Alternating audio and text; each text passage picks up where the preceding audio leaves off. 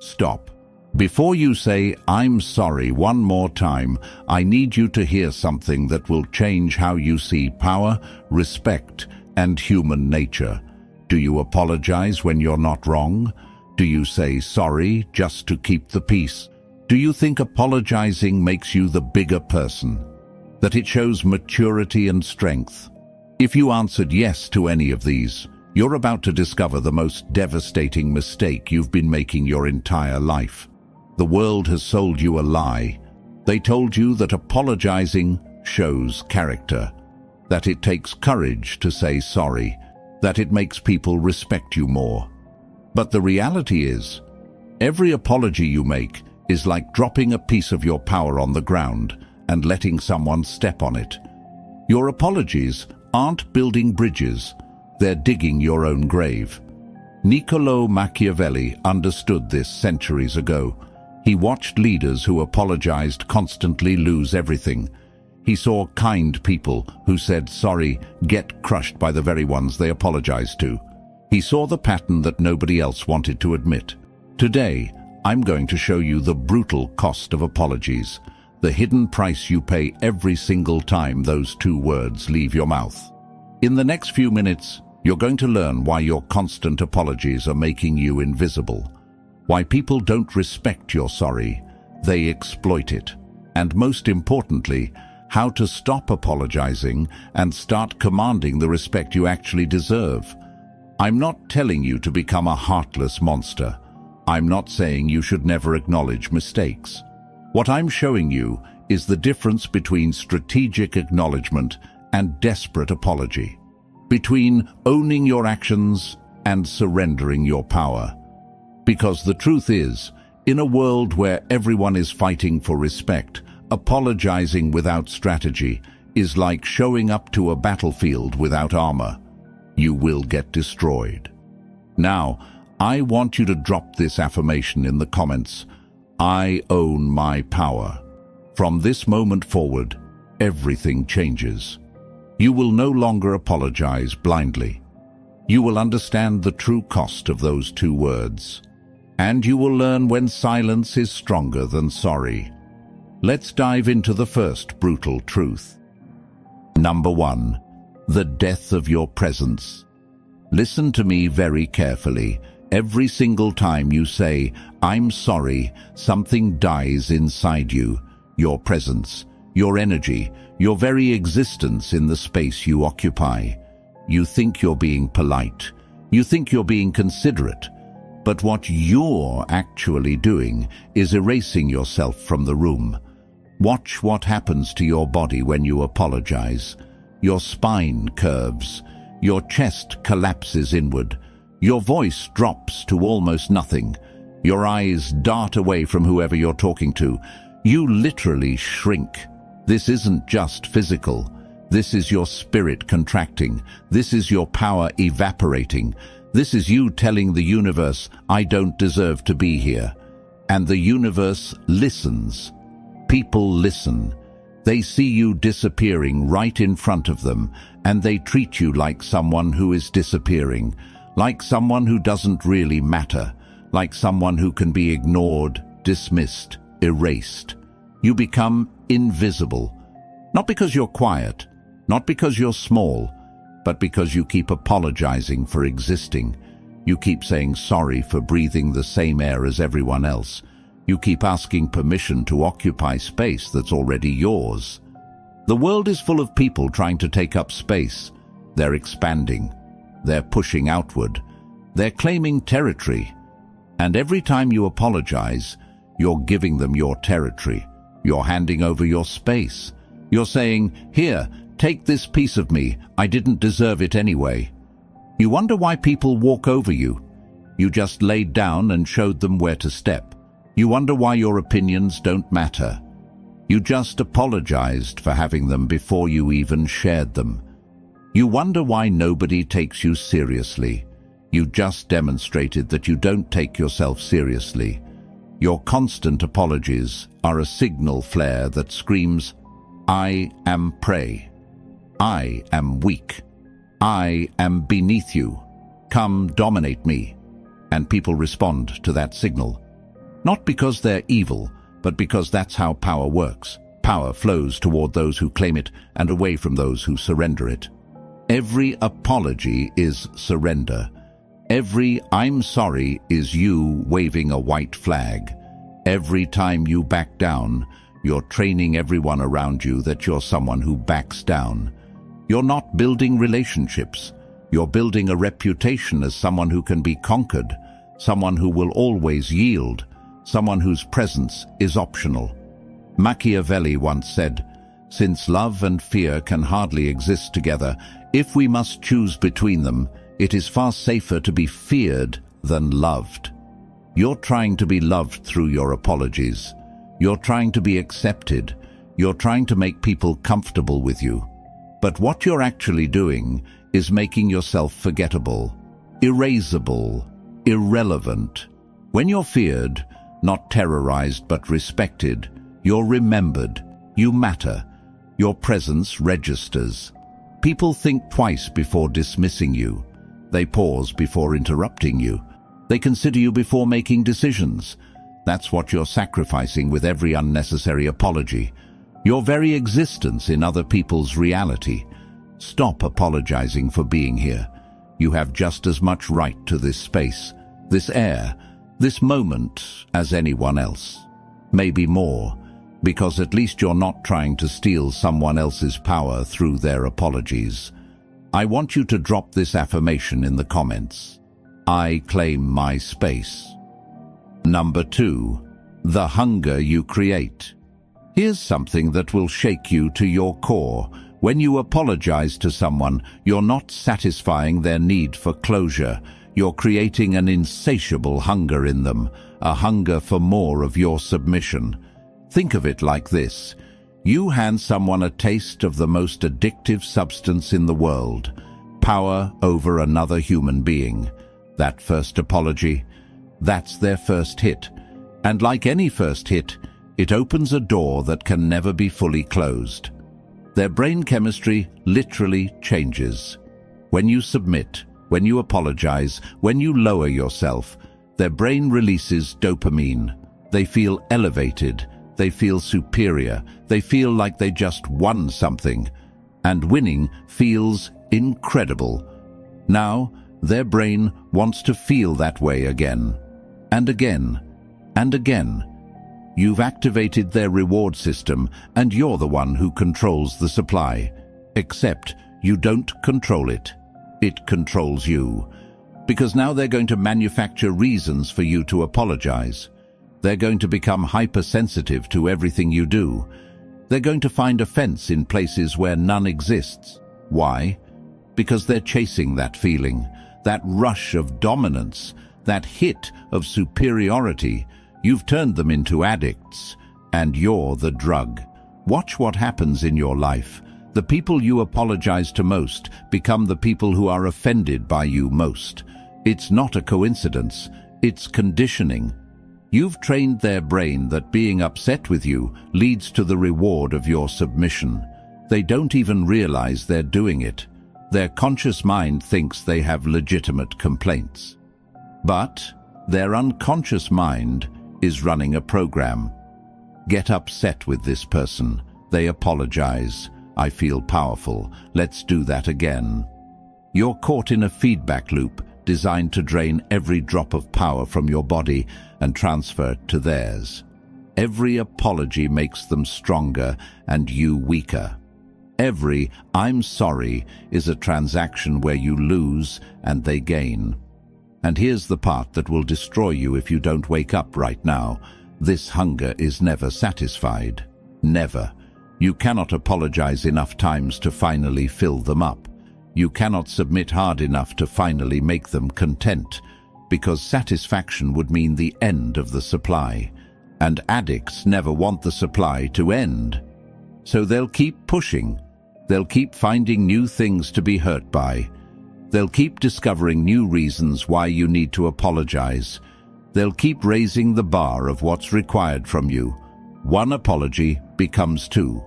2 becomes 5.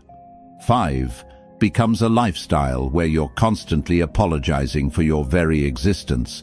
because they've become so dependent on that feeling of power over you that they can't function without it.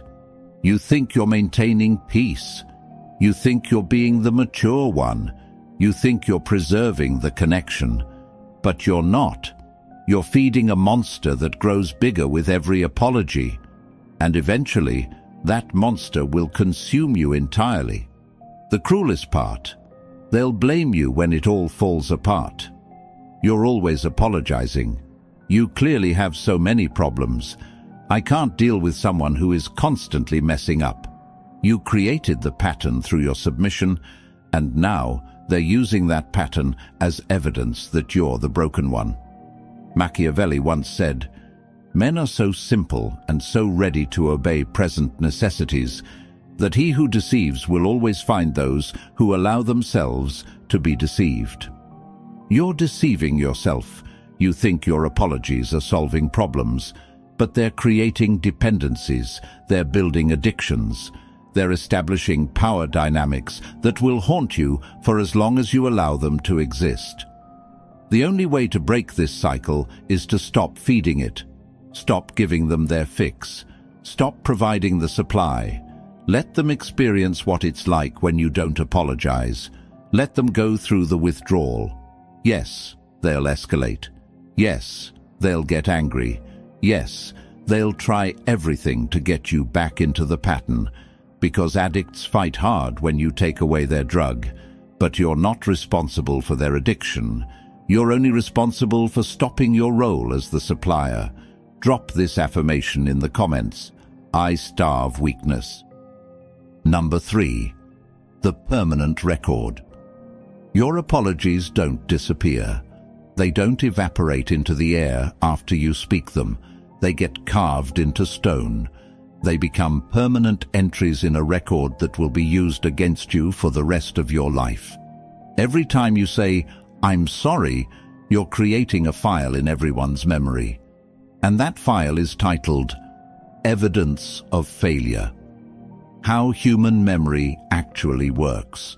It doesn't record events accurately. It creates narratives. It builds stories. And your apologies are writing the worst possible story about who you are. You apologize once for being late. The memory created isn't "they apologized for being late." The memory is "they're unreliable." You apologize for a mistake at work.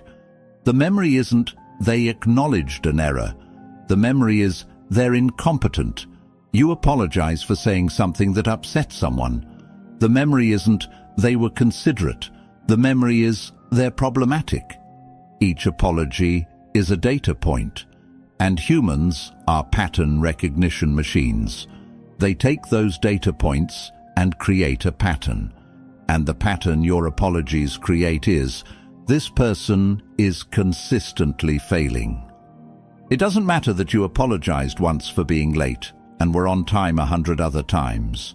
That one apology outweighs the 100 successes because apologies are emotionally charged. They stick, they matter, they create lasting impressions. Meanwhile, there's someone else who was late 10 times and never apologized. What pattern does everyone see for them? They're busy, they're important, they have a lot going on. You apologized once, they never apologized. You're the unreliable one, they're the important one. That's the twisted logic of human perception shaped by apologies. But it gets so much worse. These memories don't stay separate. They combine. They merge. They create a compound narrative that's bigger than the sum of its parts. Your apology for being late combines with your apology for a work error, combines with your apology for the thing you said. Now you're not just someone who was late once or made one mistake. You're someone who is always apologizing, and someone who is always apologizing must be someone who is always doing something wrong. Your individual apologies for small, unrelated things create a massive, overarching identity. The person who messes up. That becomes your brand. That becomes how people introduce you in their minds. That becomes the filter through which every action you take is interpreted. Do something good? Well, they're trying to make up for all their mistakes. Do something neutral? Probably going to mess it up eventually. Do something questionable. See? There they go again. Your apologies have created a confirmation bias where everything you do confirms the narrative that you're problematic.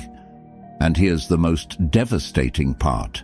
This record is permanent. Years later, people will still remember you as that person who was always apologizing. They won't remember what you apologized for. They'll just remember the feeling of you constantly submitting. You'll try to change. You'll stop apologizing. You'll stand strong. But they'll resist because the record says you're not a strong person. The record says you're someone who backs down.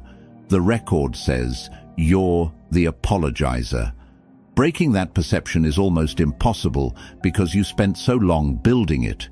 You spent so long feeding data into the file titled Evidence of Failure. Meanwhile, people who never apologize have a different file. Even when they fail, even when they're wrong, even when they should apologize, they don't. So what record gets created? Confident, strong, doesn't back down. They have the same failures you do, maybe more, but they never documented them through apologies. So their record stays clean while yours is covered in red marks. Machiavelli once said, "Everyone sees what you appear to be. Few experience what you really are." Your apologies make you appear to be constantly faulty. That appearance becomes your reality in everyone's eyes. It doesn't matter what you really are. It matters what your apologies have documented you to be. From this moment forward, understand that every apology is permanent. Every "I'm sorry" is archived forever. Every submission is documented in a record that will follow you. Do you really want to add another entry to that record? Or are you finally ready to stop building the case against yourself? Now, I want you to drop this affirmation in the comments. I rewrite my story. Number 4. The blame magnet effect. You need to understand something fundamental about human psychology. People are always looking for somewhere to place blame. When things go wrong, everyone's brain automatically starts scanning for a target. And your apologies have painted a giant bullseye on your back. Here's how it works. The moment you apologize for anything at all, you establish yourself as the kind of person who accepts responsibility, who takes blame, who admits fault. That sounds noble until you realize what you've actually done. You've volunteered to be everyone's scapegoat. You've raised your hand and said, "I'm the one you can blame when things go wrong." And people will take you up on that offer. Constantly, relentlessly, forever. Something breaks. Must be you. You apologize for things, remember? A project fails. Probably your fault. You're the one who always takes responsibility, right? Someone's upset. You should apologize. That's what you do, isn't it? You've created a gravitational pull where all blame in your vicinity gets pulled toward you. You're a black hole of accountability, sucking in responsibility for things you didn't do, couldn't control, and shouldn't be blamed for. But because you've established the pattern of apologizing, everyone's default assumption is that you're the problem. Because if you weren't the problem, why would you always be apologizing? The logic is backwards, but it's how humans think. Causation and correlation get confused. You apologize frequently. Problems exist. Therefore, you must be causing the problems. Watch what happens when something goes wrong in a group. Everyone's eyes will turn to you, not necessarily because they know you did it, but because you're the safe target, the reliable target, the target who won't fight back because they're too busy apologizing. You've made yourself the path of least resistance for blame, and blame, like water, always flows down the easiest path. Meanwhile, others have learned the opposite lesson. They've learned that if they never apologize, they can't be blamed. If they never admit fault, people will assume they're not at fault. So when problems arise, they stay silent. They let the room fill with uncomfortable tension. They wait for someone to break the silence. And who breaks it? You, with an apology. Even if you had nothing to do with it. You're trying to be helpful. You're trying to move things forward. You're trying to resolve the tension. But what you're actually doing is volunteering to be executed for crimes you didn't commit. And here's the cruelest twist. The more you take blame, the more you're expected to take it. Your pattern of apologizing creates an expectation that you'll always apologize. So when you don't, people get angry. Why aren't you apologizing? You're the one who usually apologizes. What's different now? Are you saying this isn't your fault? Yes, that's exactly what you're saying. But good luck convincing them, because you've spent so long being the designated blame taker that any attempt to stop is seen as shirking responsibility. You've built a prison cell with your own apologies, and now everyone expects you to stay in it. The people around you have become dependent on your willingness to be blamed. It makes their lives easier. It gives them someone to point at when things go wrong. It absolves them of having to look at their own contributions to problems. You're providing a service, professional scapegoat. And they'll fight to keep you in that role because losing you means they might have to take responsibility themselves. And they've forgotten how to do that because you've been doing it for them. Machiavelli once said, "The promise given was a necessity of the past. The word broken is a necessity of the present." Your past apologies have created promises about who you are and what role you play. Breaking those promises, refusing to be the scapegoat anymore, is the necessity of your present. People won't like it. They'll resist. They'll try to push you back into your role. They'll accuse you of changing, of not caring, of being selfish. Let them. Their discomfort is not your responsibility. Their need for a scapegoat is not your burden. You're done being the magnet for everyone's blame. You're done accepting responsibility for things that aren't yours. You're done apologizing just to fill the silence when something goes wrong. Let the silence sit. Let others squirm in it. Let them experience what it's like when there's no convenient target to blame. Let them discover that maybe, just maybe, they're the ones who need to apologize. Drop this affirmation in the comments. I deflect blame. Number 5. The forgiveness trap. Now I need you to face something dark. Something most people refuse to see because it shatters their belief in human goodness.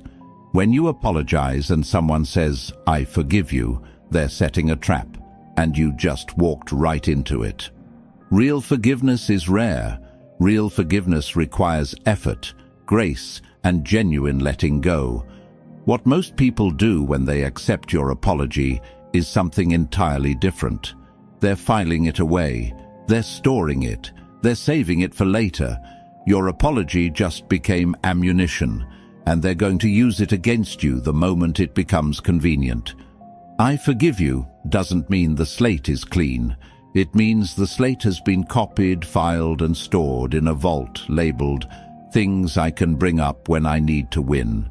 You think you're resolving conflict, but you're actually creating future weapons for them to use against you. Weeks pass, months pass, maybe years.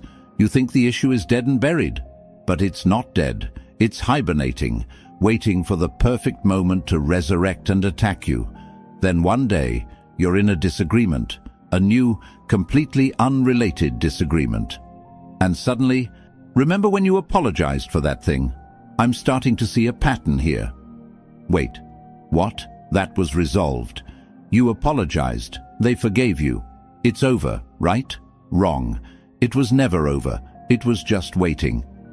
Your apology didn't close the issue. It documented it. It made it official. It gave them a time-stamped, verified record of your failure that they can reference whenever they need, to put you in your place. This is the forgiveness trap. You think apologizing brings peace, but it brings an armed truce. Peace with a weapon pointed at your head. Peace that lasts exactly as long as they choose not to pull the trigger, and they will pull that trigger. When they need to win an argument, when they need to make themselves feel superior, when they need to justify their behavior by pointing to your past mistakes. Out come your old apologies, like zombies rising from graves, dead issues that you thought were buried forever, suddenly shambling back to life to devour you. You apologized for doing that before, so clearly you haven't changed. I forgave you once, but here we are again. You promised you wouldn't do this. Remember? When you apologized, your attempts to be accountable become proof that you're perpetually failing. Your acknowledgments of past mistakes become evidence that you're incapable of growth. Your apologies become chains that bind you to your worst moments forever. Meanwhile, the person who never apologizes faces none of this. They have no ammunition stored against them. They have no documented failures. They have no verified records of wrongdoing. When conflict comes, they face it with a clean slate. You face it dragging the weight of every apology you ever made. Here's the part that will truly disturb you. Some people actively seek your apologies, not because they want closure, but because they want weapons. They push you to apologize specifically so they have something to use later. They collect your apologies like trading cards. The more they have, the more power they hold over you. Your submission becomes their arsenal. And the sickest part, they'll smile while they do it. They'll act gracious when they forgive you.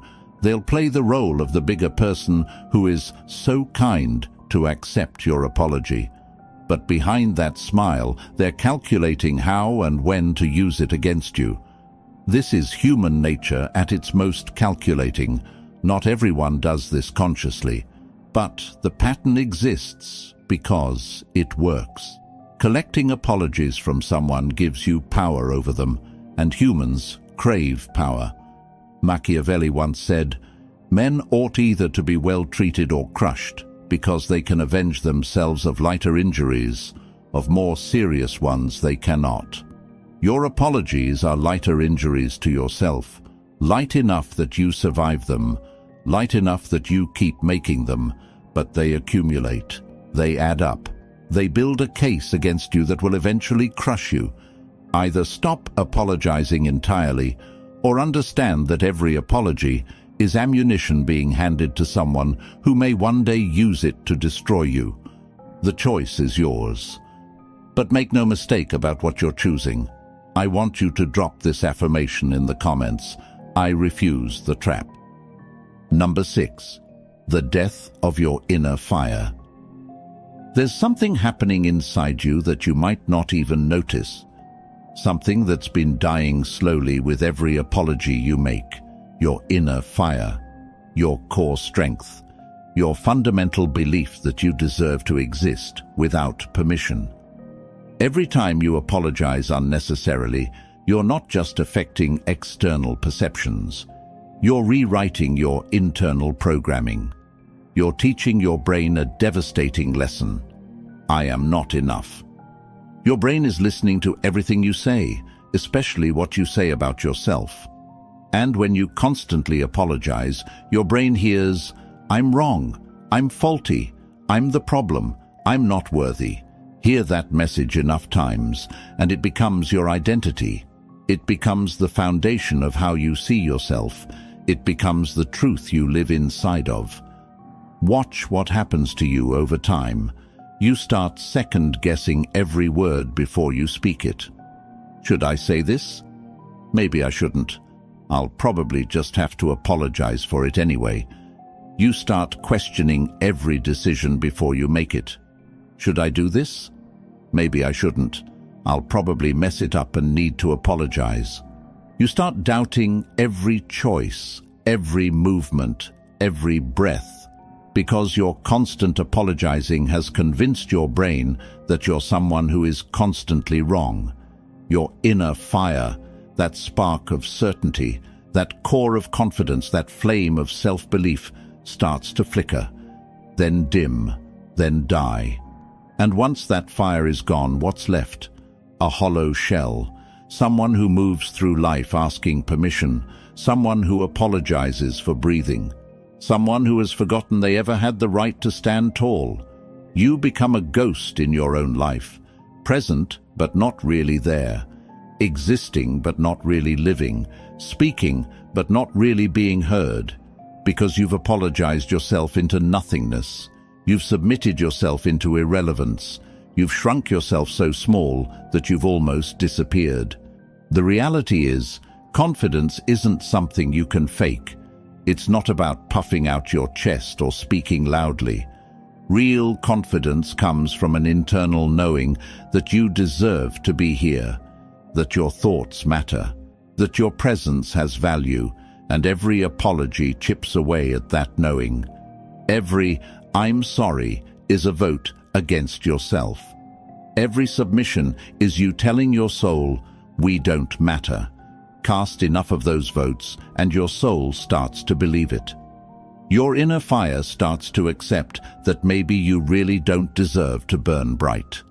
Maybe you really should stay small. Maybe you really are meant to be walked over. This is how people break themselves. Not through one massive trauma, but through 1,000 tiny submissions, through years of apologizing for existing, through decades of making themselves smaller to make others comfortable. And the cruelest part? Once your inner fire dies, reigniting it is almost impossible, because you've spent so long suffocating it that you've forgotten what it felt like to burn. You look at people who stand tall, who speak with certainty, who command respect, and you think, "That's just not who I am. I'm not like that." But you are like that. Or you were, before you apologized it away, before you submitted it into silence, before you shrank it into nothingness. Machiavelli once said, "Where the willingness is great, the difficulties cannot be great." Your willingness to apologize has been great, and it has made your life difficult, painful, small. But your willingness can change. It must change. Because continuing on this path leads to a death that happens while you're still breathing. Starting now, you need to protect your inner fire like your life depends on it. Because it does. That fire is what makes you you. That fire is what gives you the strength to stand, to speak, to exist with purpose. Stop pouring water on it through your apologies. Stop suffocating it through your submission. Stop killing it through your constant backing down. Feed it instead. Feed it with moments where you stand firm. Feed it with words spoken without apology. Feed it with decisions made without permission. Feed it with existence that doesn't ask for forgiveness. Let it grow. Let it burn. Let it remind you what it feels like to be alive, not just apologizing for being alive. Now, I want you to drop this affirmation in the comments. I reignite my fire. Number 7. The power of strategic silence. Everything I've told you leads to this final truth. The most powerful response is often no response at all. You've been taught that silence is weakness, that not apologizing means you're stubborn or cruel, that saying nothing means you don't care. All lies. Designed to keep you apologizing. Designed to keep you small. Real power lives in strategic silence, in knowing when to speak and when to let the void do the work for you. When something goes wrong, your first instinct is to fill the awkward space with an apology, to smooth things over, to make everyone comfortable. But that discomfort, that awkwardness, that tension, that's not yours to fix. Let it sit. Let others squirm in it. Let them experience what it feels like when there's no easy target apologizing to make it all go away. Silence is a mirror. When you stay silent instead of apologizing, people are forced to look at themselves, to examine their own role, to sit with their own discomfort. And most people cannot handle that. They'll try to make you fill the silence. They'll pressure you to apologize. They'll create more tension to force your submission. Hold your ground. Let the silence expand. Let it become unbearable for them, not for you. Eventually, someone else will speak. Someone else will take responsibility. Someone else will apologize. And in that moment, the power dynamic shifts. You're no longer the designated blame taker. Someone else just volunteered for that role. Or even better, the silence forces everyone to move forward without needing an apology at all, without needing a scapegoat, without needing someone to submit. The issue gets addressed through action instead of through your degradation. Strategic silence is power because it refuses to play the game. It doesn't give people what they've been conditioned to expect from you. It breaks the pattern. It forces a reset. When you would normally apologize, say nothing. When you would normally explain yourself, say nothing. When you would normally defend your position, say nothing. Just hold space. Just exist without apologizing for existing. This will make people uncomfortable, extremely uncomfortable. They're used to your apologies. They're used to you filling the void. They're used to you making things easy for them. Your silence disrupts everything they expect. Good. Let them be disrupted. Let them be uncomfortable. Let them discover that you're not going to play your assigned role anymore. Not with words, not with silence, not at all. But here's the critical distinction. Strategic silence is not passive. It's not avoiding. It's not running away. It's active. It's deliberate. It's you choosing not to surrender your power through unnecessary words. When acknowledgement is truly needed, you can give it. Brief, clear, forward-focused. Here's what happened. Here's what's next. No apology, no groveling, no submission, just facts and movement. But most situations don't even need that. Most situations just need you to stop apologizing and let reality unfold without your constant interference. Machiavelli once said, "The wise man does at once what the fool does finally." The fool apologizes constantly, realizes too late it destroyed them, and finally stops.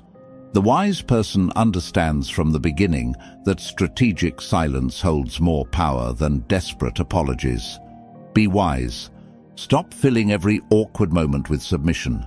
Stop smoothing over every rough edge with apologies. Stop making yourself small to make others comfortable. Stand in your silence. Stand in your power. Stand in the certainty that you don't owe anyone an apology for existing, for being human, for making normal mistakes, for taking up space. Your silence is not emptiness. It's fullness. It's strength. It's you finally understanding that some voids are not yours to fill. Everything has led to this moment. The moment where you choose who you're going to be from now on.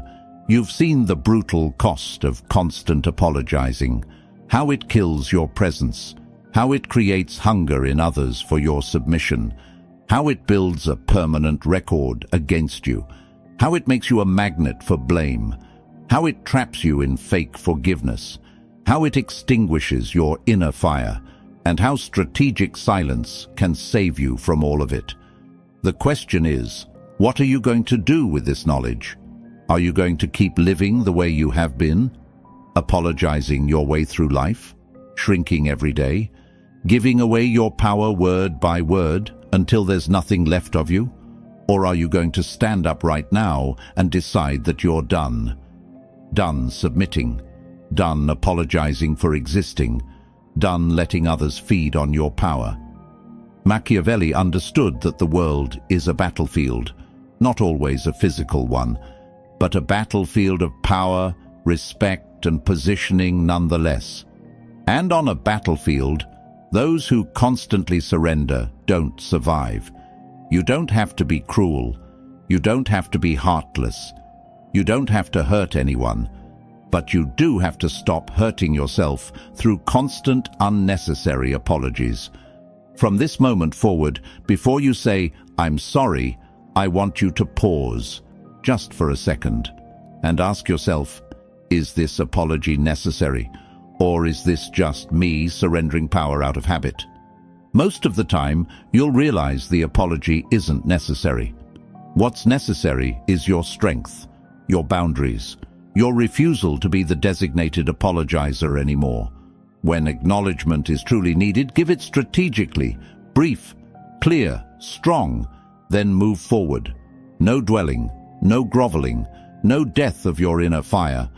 And when people push you to apologize, when they try to make you feel guilty for standing your ground, remember everything you learned today. Remember that their discomfort with your strength is not your problem.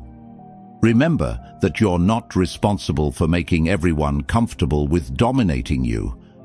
Your life is about to change, not because the world changed, but because you changed, because you stopped giving away your power, because you stopped apologizing yourself into nothingness.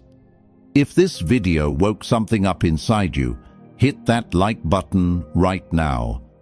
If you want more truth that actually sets you free instead of imprisoning you in false niceness, subscribe to this channel and turn on notifications.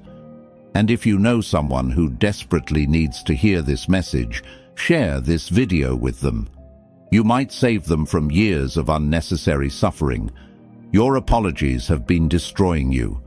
When used blindly, they're weapons against yourself. When eliminated strategically, your power returns. Drop this final affirmation in the comments.